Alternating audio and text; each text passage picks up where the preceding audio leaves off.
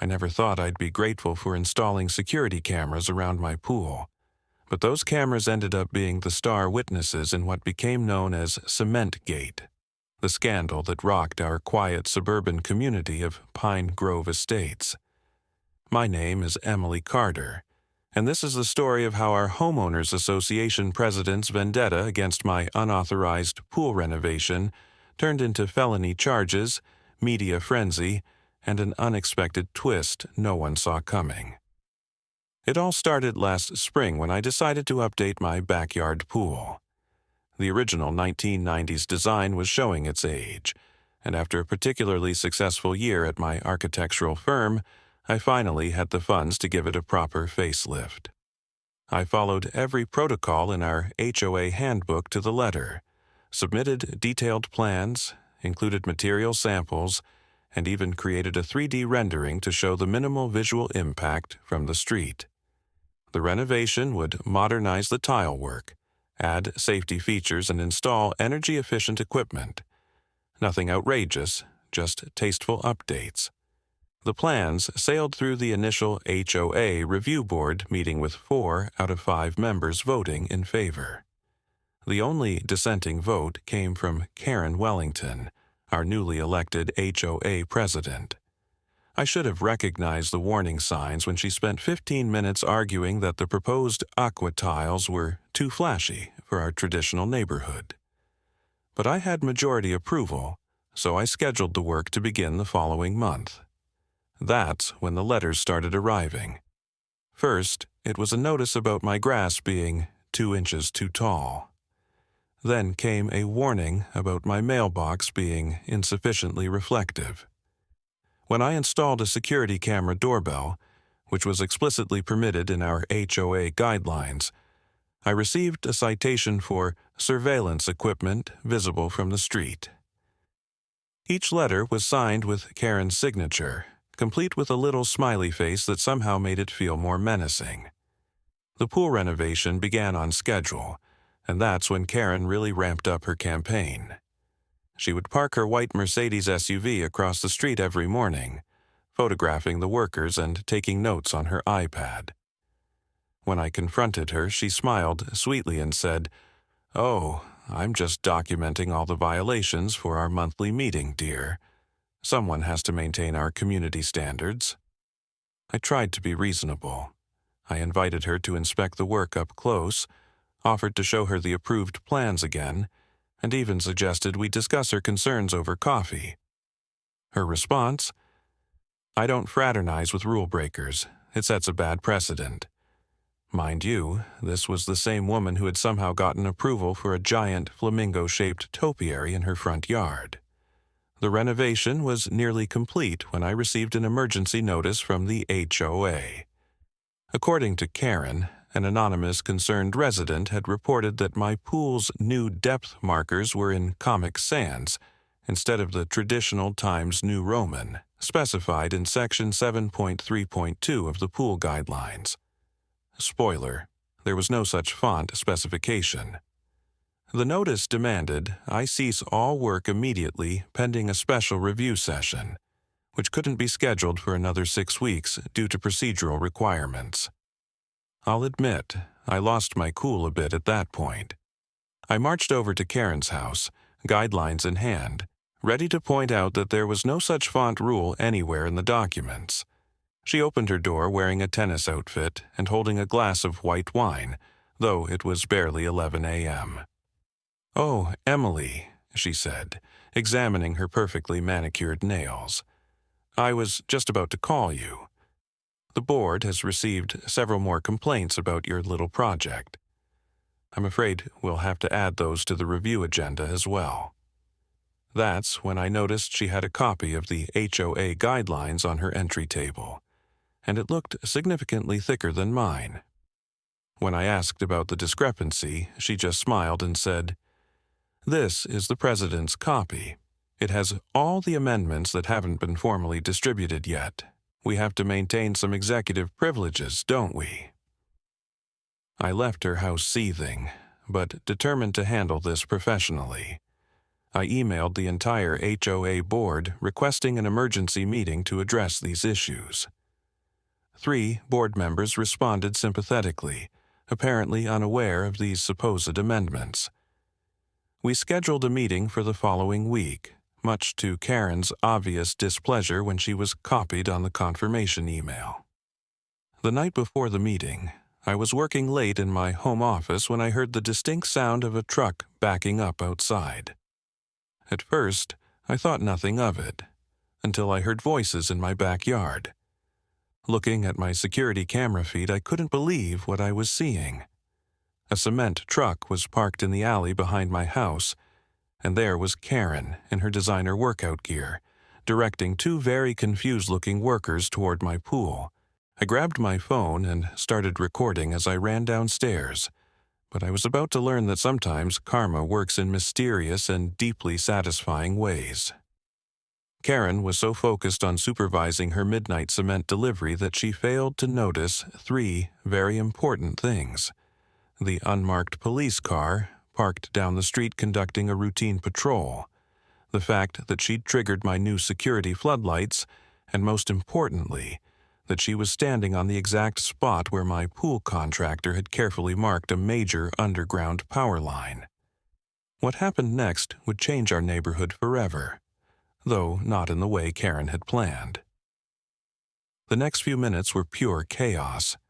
The security floodlights activated my new camera system's automatic recording feature, capturing crystal-clear footage as Karen imperiously directed the cement truck workers to just start pumping it in. Officer James Rodriguez, who had been quietly observing from his patrol car, decided to investigate the unusual midnight construction activity. He walked up just as Karen was saying, "I don't care what your company policy is. I'm paying triple your normal rate specifically so we can do this now." I'll never forget the look on Karen's face when the officer cleared his throat and said, "Ma'am, I'm going to need to see the permits for this work." She spun around so fast she almost lost her balance, her designer athleisure wear glowing eerily in the security lights. "Officer, thank goodness you're here." Karen switched to her sugar-sweet voice. "This pool has been declared a community hazard by the Homeowners Association. I'm simply executing an emergency abatement order." She reached into her Lululemon jacket and pulled out what appeared to be an official-looking document. Officer Rodriguez took the paper and studied it carefully. "Ma'am, this appears to be an HOA meeting agenda with some handwritten notes.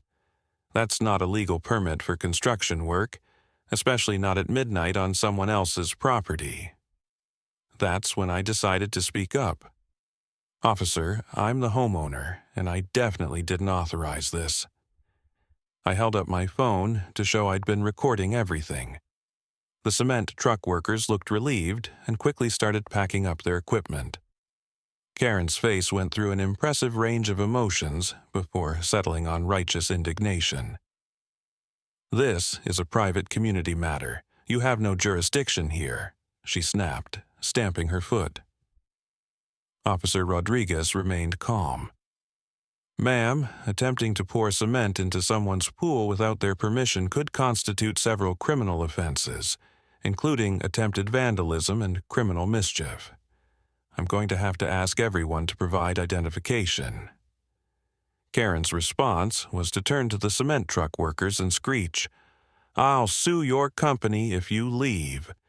I had a verbal contract." The workers practically sprinted to their truck as they drove away. Karen pulled out her phone and started frantically texting. "This is all a misunderstanding.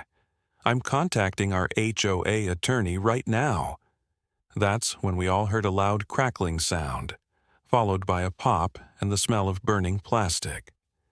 Remember that underground power line I mentioned? Apparently, Karen's pacing had cracked the temporary protective covering the contractors had placed over it. The security lights flickered, and suddenly half the block went dark. Officer Rodriguez immediately called for backup and the power company. As we waited, Karen kept insisting this was all a simple misunderstanding, but her story kept changing. First, it was an emergency HOA action. Then it was a pre-approved pool removal project that I had supposedly signed off on months ago. Finally, she claimed she was doing me a favor because my pool renovation was reducing property values. The power company arrived quickly, along with 2 more police officers. As they assessed the damage, I noticed Karen's phone buzzing constantly. She kept declining calls from a number labeled Frank Urgent. I didn't think much of it at the time, but that phone number would turn out to be crucial evidence in what happened next. The officers took statements from everyone. Though they were professional about it, I could tell they were struggling not to react to Karen's increasingly bizarre justifications. When she demanded they arrest me for HOA violations, Officer Rodriguez patiently explained, HOA rules are civil matters, not criminal ones. What she's doing to our property values is criminal, Karen insisted. Do you know what aqua tiles do to a traditional neighborhood's aesthetic integrity? One of the other officers had to turn away to hide his smile. As the night wore on, several neighbors came out to see what was happening. Karen tried to rally support, but her midnight pool-filling scheme wasn't winning her any fans. Mrs. Chen, who had lived across the street for 30 years, just shook her head and said, I remember when HOAs were about community, not control. By 3 a.m., the power was restored, and the officers had everything they needed for their report. They advised me to file for a restraining order and document any further incidents. Karen was issued a citation for the damaged power line and told not to enter my property again. As she walked back to her house, she turned and called out, This isn't over. The HOA board will hear about this tomorrow. What Karen didn't know was that the board would indeed hear about it tomorrow, but not from her. While she was dealing with the police, I had been forwarding the security camera footage to every board member, along with a detailed timeline of her escalating harassment. But even I couldn't have predicted how quickly things would unravel for Karen, or how that mysterious Frank, who kept calling her, would end up being the key to exposing a scheme that went far beyond our little neighborhood pool dispute. The next morning, I called in to work and spent 2 hours meeting with my lawyer, sharing videos, emails, and screenshots of every interaction with Karen. As we reviewed the evidence, my lawyer's expression shifted from concerned to incredulous to slightly gleeful. Mrs. Carter, she said, I don't often say this, but I think you should let me contact the district attorney's office. This goes beyond simple harassment. While my lawyer worked her magic, I attended an emergency HOA board meeting that had been called by the other members. Karen was notably absent, sending a text claiming she had a previous commitment. The other board members were horrified by the security footage. That's when the real revelations started pouring in. Board member Janet Wilson had been quietly investigating some irregularities in the HOA's financial records. She discovered that Karen had been artificially inflating violation fines and directing the excess funds to a separate account. The mysterious Frank, who kept calling Karen. He was Franklin Morris, a local real estate developer known for buying out struggling HOA communities at steep discounts. The scheme was breathtaking in its audacity. Karen had been working with Frank to systematically decrease our property values through aggressive enforcement and arbitrary rule changes. Meanwhile, Frank's company had been secretly buying up underwater properties in our neighborhood. Once they controlled enough units, they planned to dissolve the HOA entirely and redevelop the land into luxury condos. My pool renovation hadn't just annoyed Karen, it had threatened their entire plan. A well-maintained property with modern amenities would have increased surrounding property values, making their takeover more expensive. That's why she had become so desperate to stop it. The district attorney's office was very interested in this information, particularly because it crossed county lines and involved multiple properties. By that afternoon, Karen was being questioned by investigators. They found spreadsheets on her computer detailing the scheme, along with emails to Frank discussing their strategy. The best part? She'd been using the HOA's official email account for everything, making it all admissible evidence. The next few weeks were intense. Karen was arrested and charged with multiple felonies, including fraud, conspiracy, and attempted vandalism. Frank turned the state's evidence against her in exchange for a lighter sentence. Local news crews camped outside our neighborhood, interviewing residents about the HOA corruption scandal. One particularly creative reporter dubbed it Cementgate. The most satisfying moment came during Karen's arraignment. She showed up in court wearing designer clothes and her trademark condescending smile, clearly expecting to charm her way out of trouble. But when the judge started reading the charges and mentioned the potential 10-year sentence, her smile cracked like cheap paint. Her lawyer immediately started negotiating a plea deal. In the end, Karen accepted a plea bargain.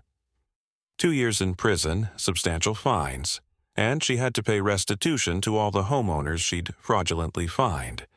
She was also barred from serving on any HOA board ever again. Frank's company was hit with heavy fines and forced to sell back the properties they'd acquired. The aftermath brought some unexpected positive changes to our community. The new HOA board, led by Mrs. Chen, rewrote our bylaws to be more reasonable and transparent.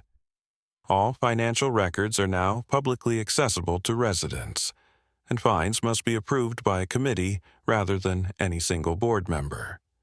They even approved my pool renovation unanimously. Mediterranean blue tiles and all. My pool was finally completed last week.